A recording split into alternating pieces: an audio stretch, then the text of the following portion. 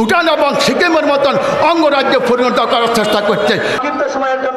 ইসলামী আন্দোলন বাংলাদেশের কেন্দ্রীয় নায়েবে আমির আল্লামা আব্দুল হক আজাদ বলেছেন, প্রতিবেশী রাষ্ট্র ভারতের ত্রিপুরায় অবস্থিত ডম্বুর হাইড্রো ইলেকট্রিক পাওয়ার প্রজেক্টের স্লুইস গেট খুলে দিয়ে প্রমাণ করল ভারত কখনোই বাংলাদেশের বন্ধু ছিল না। এটা আইনের আগ্রাসন, প্রধান সাংস্কৃতিক আগ্রাসন, সার্বভৌমত্বের আগ্রাসন, পানির আগ্রাসন চালাইয়ে এই দেশকে সম্পূর্ণভাবে ভুটান এবং সিকিমের মতন অঙ্গরাজ্যে পরিণত করার চেষ্টা করছে।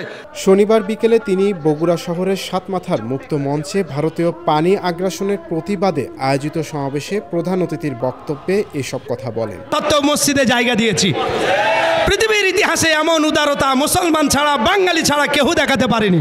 এই বন্যা মূলত সামাজিক বন্যা নয়, এই বন্যা রাজনৈতিক বন্যা, এই বন্যা প্রতিহিংসার বন্যা।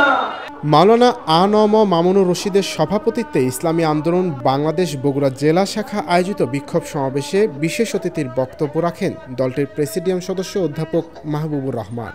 প্রভাষক শফিকুল ইসলামের সঞ্চালনায় অনুষ্ঠিত সমাবেশে আরও বক্তব্য রাখেন মাওলানা আবুল কালাম আজাদ, মাওলানা আব্দুল মতিন, মাওলানা ইদ্রিস আলী, মোহাম্মদ ইউনুস আলী সহ অন্যান্যরা।